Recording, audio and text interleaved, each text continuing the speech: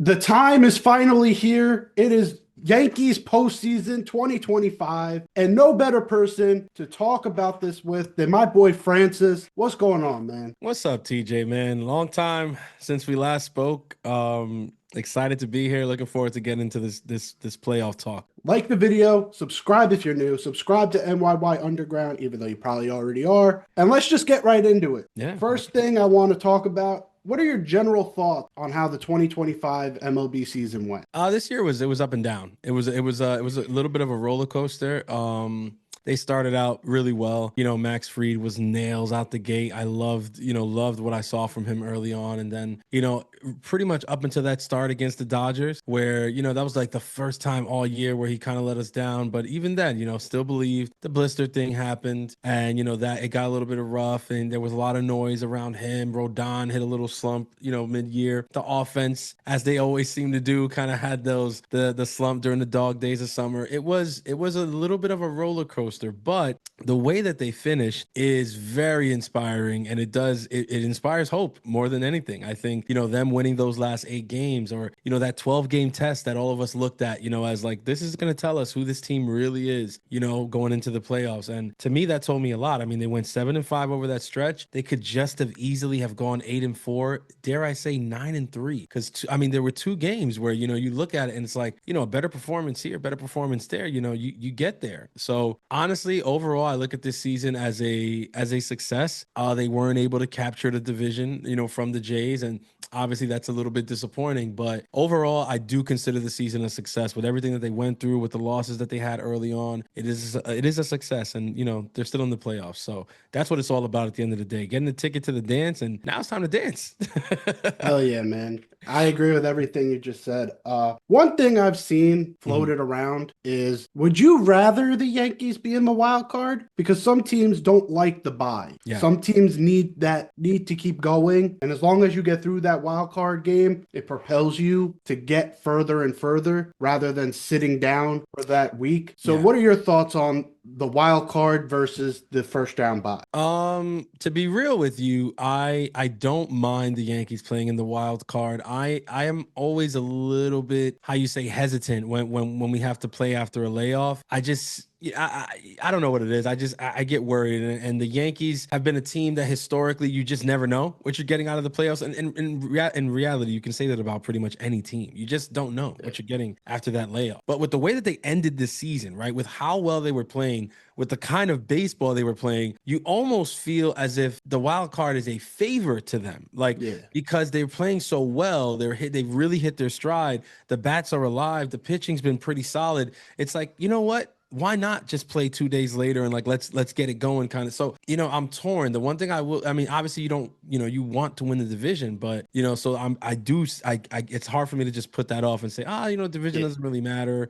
I'd rather play right away. No, the division does matter, but with the way the Yankees played at the end of the stretch, I'm glad they're playing the wild card. Now, if I had my pick of the litter, would they be playing the Red Sox? No, absolutely not. But you know what? I gotta say, I'm kind of happy that they're gonna be playing right away. Yeah, I would have rather faced the Tigers. Yeah. How weird that sounds, even though they have Scooble. I'd rather be facing the Tigers. Guardians, if they would have made it to this Guardians. point, I would have loved to face them in this Yep. spot. Red Sox would probably be my last pick, but Yeah. I still think this is not an unfavorable series for this team, especially if we could go out and win game one. And with that, I'm seeing a lot of journalists like Jack Curry and all them. They put out their projected game one lineups. And they were saying that they're going to play matchup, meaning sit Jazz for Rosario, sit McMahon for Caballero, possibly even put in Austin Slater. For me, I look at that and I get worried. Yeah. I don't want to go into a postseason game and rely on the role players, the Rosario, the Slaters, when I have a 30-30 guy who's rotting on the bench. At least in my opinion, Yeah.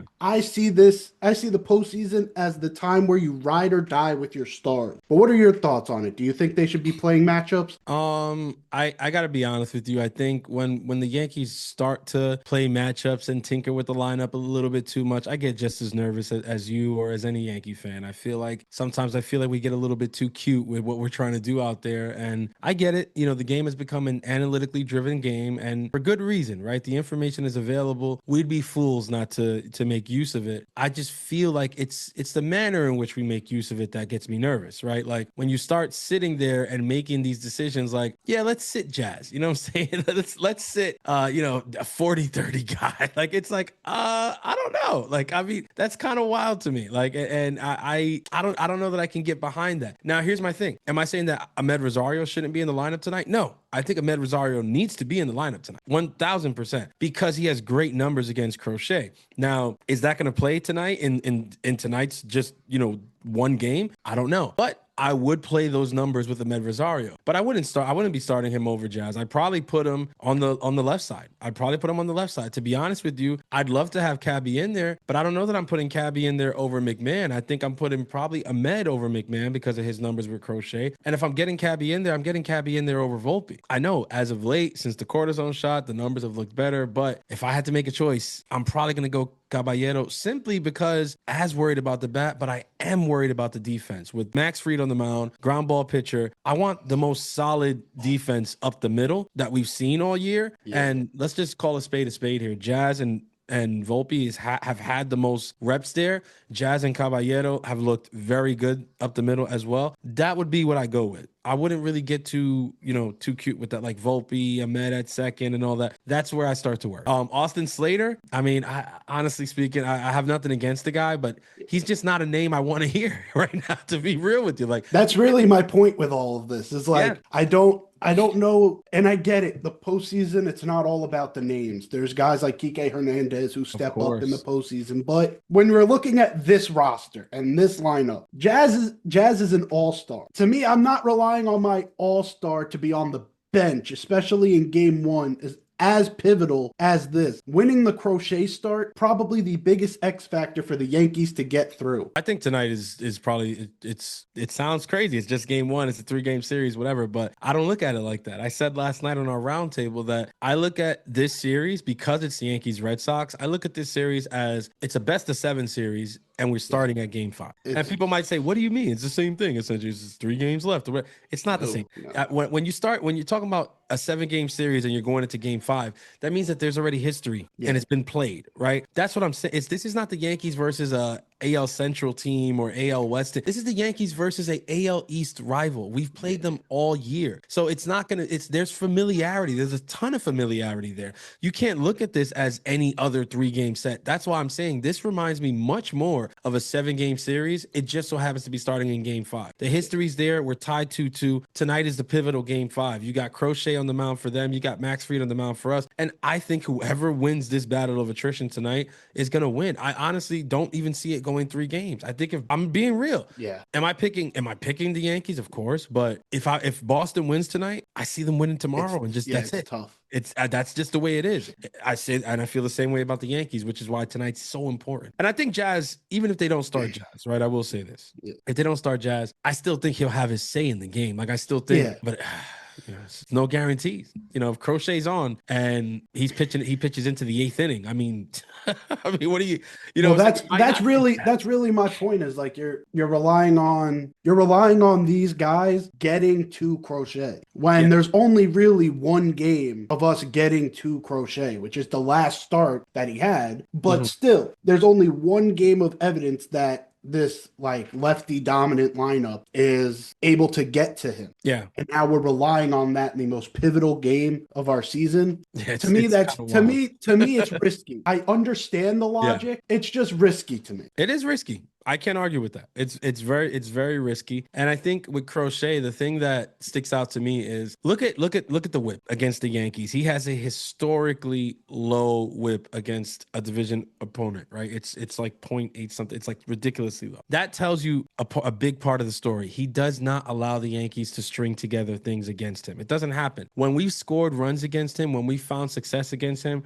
it's been the walk and the home run, the bloop and the blast kind of thing. Like we don't string very many, it just doesn't happen. So what that leads me to believe is maybe the Yankees are better served with their high power guys there. And again, it might not be the funnest watch early in the game because if everybody's swinging for the fences, there's going to be a lot of strikeouts. But as much as he strikes out guys, the Yankees have hit a homer on him in every start. They've homered off of him in every start. And we know in the playoffs, home runs win games. Yeah. Home runs win games. And I think for me, that's the biggest reason that I like our Yankees against Boston in this wild card series. Home runs win series, especially short series like this. I think it's going to come down to who has the bigger hits, who has the bigger moments. And those bigger hits to me are going to be home runs. And when I look at our lineup versus theirs, I pick our guys. That's kind of the approach I would take with Crochet tonight. Just put in the guys who are going to give me the best chance of possibly putting one in the seats, because I feel like that's how we're going to beat him. I don't think we're going to string together 3-4 hits against him. I don't see it. I completely agree. There's not many moments this year that against the top teams, people overstate the whole we're bad against top teams. We're actually above 500 against top teams in baseball. We are.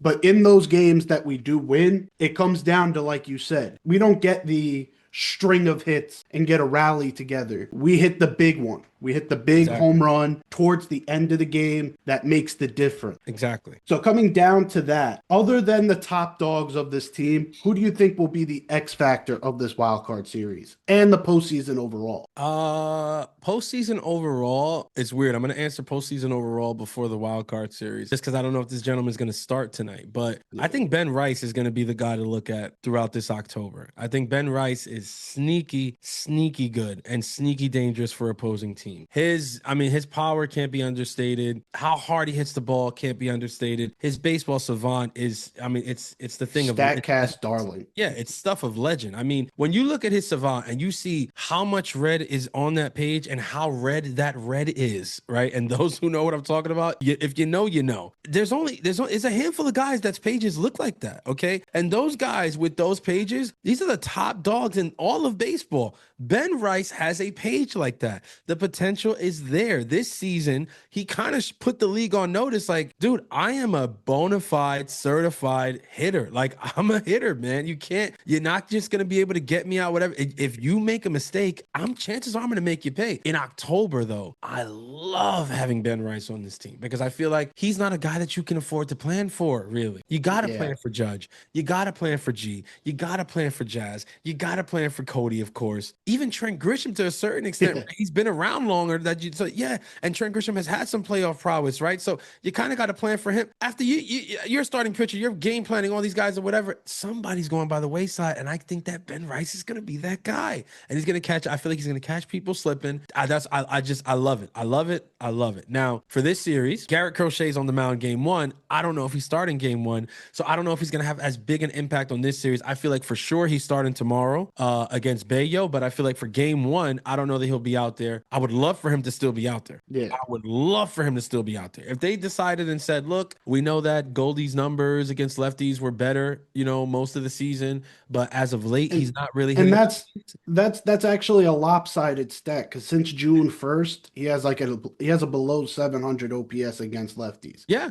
So if you look at the it really was just the way I described Paul Goldschmidt versus lefties is basically the 2025 Mets. He started off with a 1,500 OPS against lefties, and that carried him to have a 1,000 OPS against lefties when he didn't do jack shit past June 1st. Exactly. No, that's a very, very good way to put it. And I think, look, man, this is where I do take issue with the analytics a little bit because I feel like they'll lean on something like that though. They'll be like, no, but his OPS against lefties is still 1,000. He's like, yes, but what have you done for me lately? Right. Like October doesn't care about what you did in April or May. Yeah, let's shorten the sample. October doesn't care about what you were able to do in June or July. October cares about what you do in October. That's all that matters. And as of right now, today, September 30th, I know that defensively he's a better option than Ben Rice, but offensively tonight against Garrett Crochet, I don't know that he's the better option. I don't know that we're better served starting him over Ben Rice.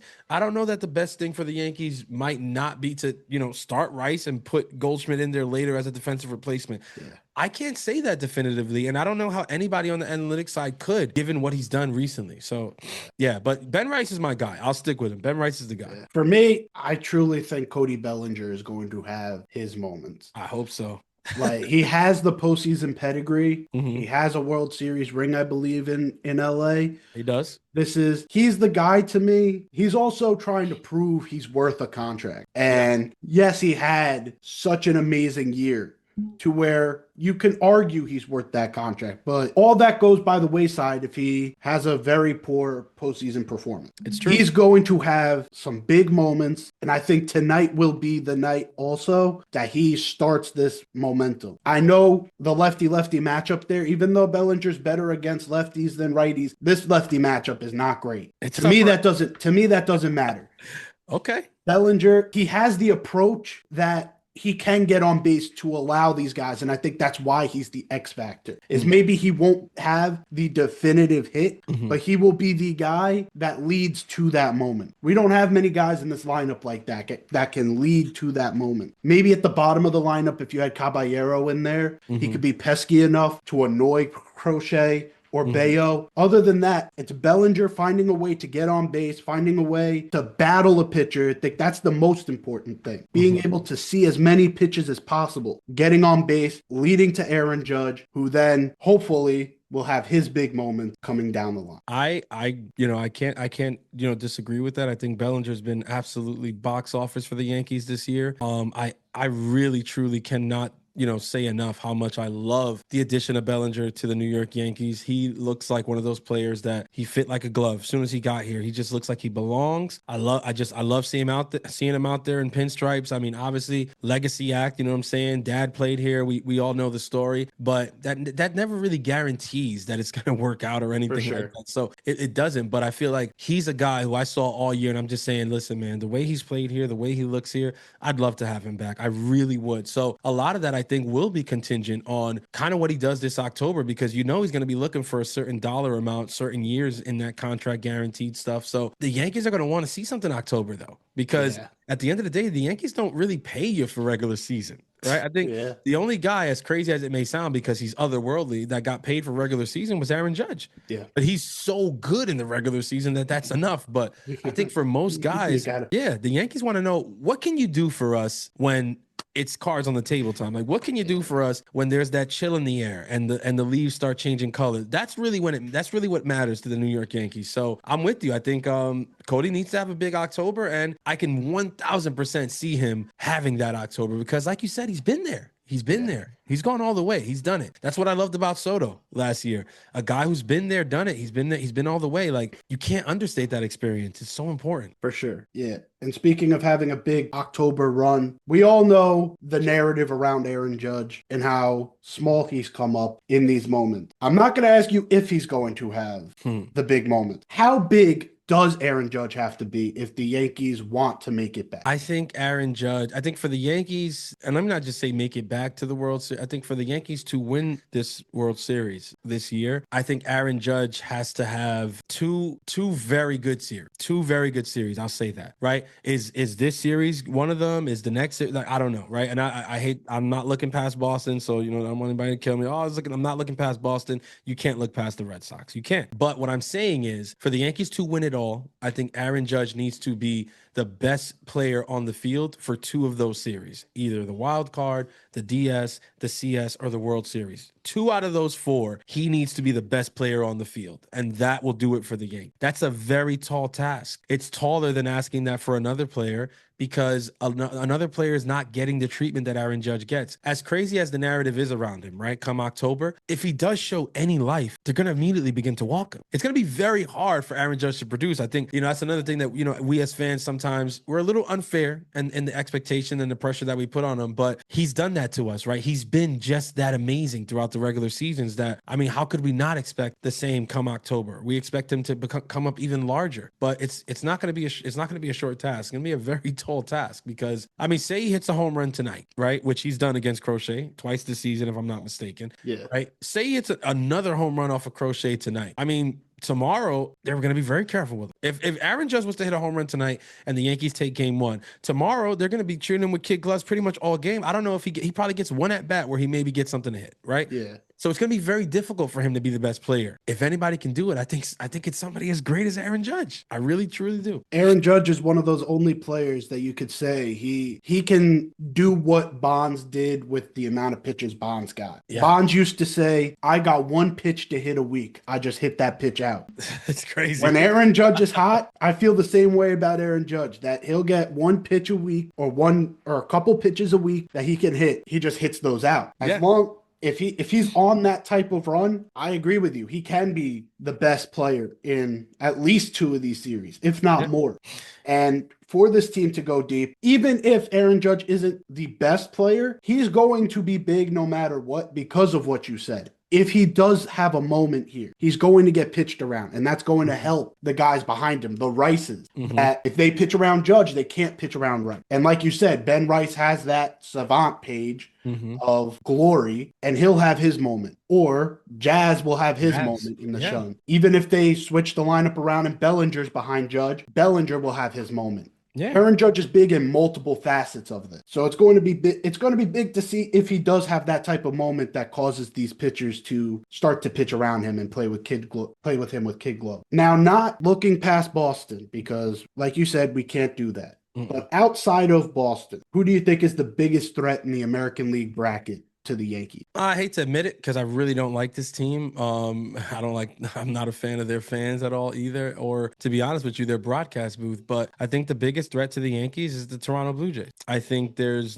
no two ways about it. They're a division rival. They know us better than any of the other teams remaining. The only team that I think can claim to know us better would be the Boston Red Sox, would be Alex Cora. Like, that's the only other team. If you take Boston out of the equation, then it's the Blue Jays. It's the Blue Jays. This is a team that has played us confidently all year.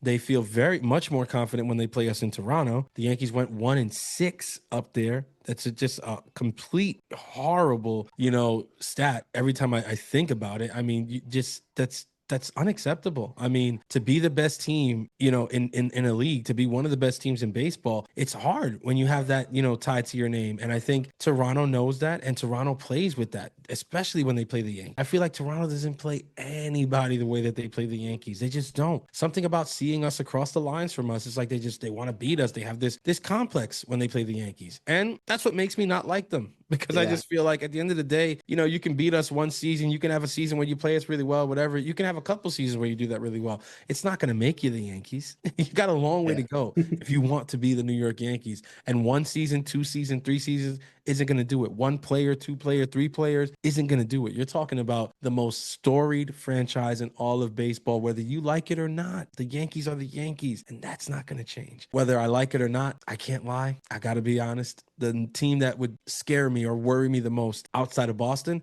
the Toronto Blue Jays. To be honest, I agree with everything there, because to me, I think the Yankees have probably done better than most teams against the Seattle pitching, which is why they're the favorite, is their pitching. The Cleveland Guardians or Detroit Tigers, I think, even though the Tigers got us in that one series, we didn't have our best going in that series, at least starting wise. And I think we get to both teams. I don't think both teams don't have the pitching, and I don't know if guard ball is going to kick us out. Truly, it's the AL East teams, because like you said, these teams show up when it's the Yankees.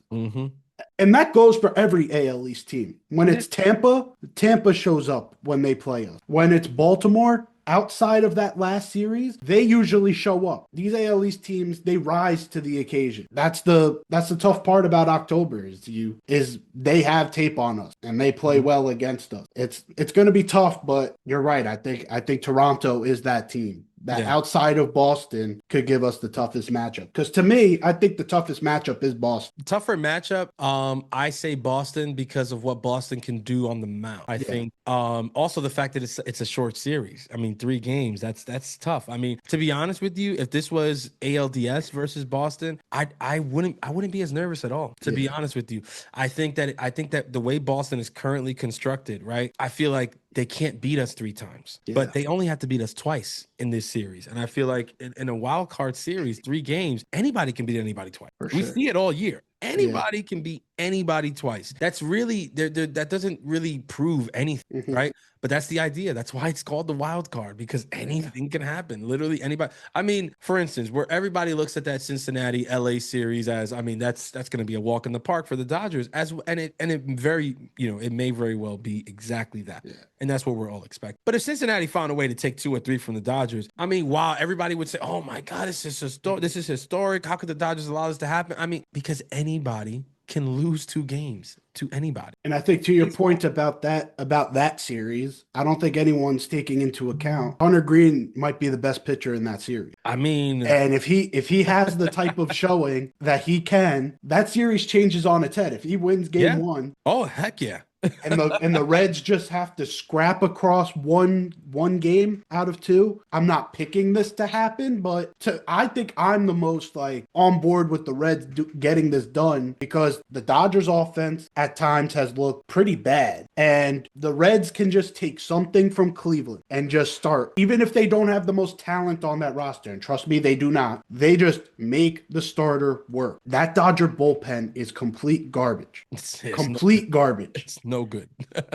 They get to that bullpen, they can win this year. If Hunter Green pitches like Hunter Green, they win this year. I'm putting my stamp down there. I think if Hunter Green has his outing and the Reds win game 1, the Reds win this series. Honestly, it wouldn't shock me. That's the point that I'm making. I feel like, it's tough, but I feel like, nobody wants to think about this reality, but it's the truth. And it goes for anybody, whatever team you root for. If your team is a wild card team, don't look past the opponent. I don't care who you're matched up with. Anybody can lose 2 games. And game 1 is so important, because after losing, say you lose game 1, now you got to win 2 straight. Yeah. It's not even just 2 out of 3. No, you have to win the next 2. Next 2. No mistakes for 2 straight days. And you're not traveling home. You're not, or if you're already home, good. But if you're on the road, you're staying there. It's 2 games that you got to win back to back on the road. It's not easy. The more you shrink the margin of error, the worse things get. Exactly. That's kind of the worry with Boston in this series. Yeah. There is very minor margin for error here. For sure. But I also feel like that's the one thing too. I feel like, we as Yankee fans, we might do it to ourselves a little bit too much with Boston and with Toronto. The same way that the margin for error for us is razor thin, because these guys, they know us and they have a good manager or whatever, same goes for them though. Yeah. Same goes for them. And I think Cora knows that, and Boston has to know that. Boston has to know tonight, right? Yeah. Look, we got our guy out on the mound. We believe in this guy. He's a dog. He's our ace or whatever. But if things go awry, if they get to him, and in the 4th inning, we're staring down 2-0, 3-0, it's scary hours. Whether Boston fans will admit it or not, that's a whole different thing. But the team, I promise you, the team and Alex Cora know that their margin for error is just as thin as ours. It's just as thin as ours. And guess what? It's even thinner because we're at home. Yeah. We're at home. And Boston can say, "Oh, yeah, we're not afraid to play in the property." Yeah. Listen, buddy. Playoffs are a different animal. And everybody wants to be home for a reason, okay? Yeah. You got to come and win 2 out of 3 here in the Bronx. So I'm not saying you can't do it, because you 1,000% can improve, and you've proven that you can. But prove that these Red Sox, this team, can do it. You're going to have to do that starting tonight. And I'm betting that you can. Yeah, game 1 is going to be the biggest determining factor, I think, in every single series of this wild card series. And as much as we hate hearing Brian Cashman and all the GMs around baseball say this one line, I can't help but think they are correct. Playoffs are a fucking crapshoot. It's because especially at this time of the postseason. But once you get to the ALCS, things start to even out. Yeah. When you need to win 4 of 7, that's a large sample size to be like, okay, the better team will come out. But in a 3-game set, and especially back when it was a 1-game wild card, this shit's a crapshoot. And, the division-winning Guardians, they could be out for the 6-seeded Tigers. At this time of year, your record does not matter. At all. That's where you have to kind of admit these general managers are correct, and this is a fucking crapshoot. Hey, I'll be honest with you. It's one of my least favorite sayings from Brian Cashman. I absolutely hated when he said that. I'm like, it's not a crapshoot. I agree. I always said, I was like, if it was a crapshoot, how does Houston do it? How's Houston doing it with success? How are the Dodgers doing it with success? You know what I mean? Like, they're getting to World Series, with consistency and stuff like that. But, you know, fair is fair. And the truth is the truth. The more you look at it the last couple of years, it really is. Now, is it a winnable crapshoot? I think that's the question, right? Yeah. Is it a crapshoot? But that doesn't mean that it's completely up to chance, right? Yeah. And I think taking that mentality is what bothers me. Like, I don't want the Yankees to just say, look, it really doesn't matter. We're gonna play matchups. At the end of the day, this whole thing is up to chance anyway. It's like, no. Like, yes, there's a lot of it that is up to chance because it's October and so many different things can happen. But let's put our best foot forward. Yeah. All right. Let's give it may be up to chance, but it's also giving yourself the best chance. Right. And that's where I have pushback. So it's true. A wild card series, ALDS, those really are kind of toss ups because winning 3 games, like this is doable. Doable. And bad teams can do it to good teams. It happens all the time. I mean, in a wild card series, literally, even now that they made it a series, it's still really pretty much the same. And before the wild card was 1 game. If you had a bad game, you were out. Well, now it's a 3-game series. But if you have a bad game, you're out. That's the way it works. Like it changed. Like, okay, they made it longer. So yeah, there's more television, there's more marketing, there's more money made. Beautiful. But in reality, the essence of the series really hasn't changed much because it's still 1 bad game and you're pretty much done because 1 bad game and they only got to beat you once the next 2 days. To that point of it not really changing, ever since they changed it to a series, whoever's won game 1 of a wild card series has won the series every single time. So really, it has come down to a 1-game series. Yeah, so I see it.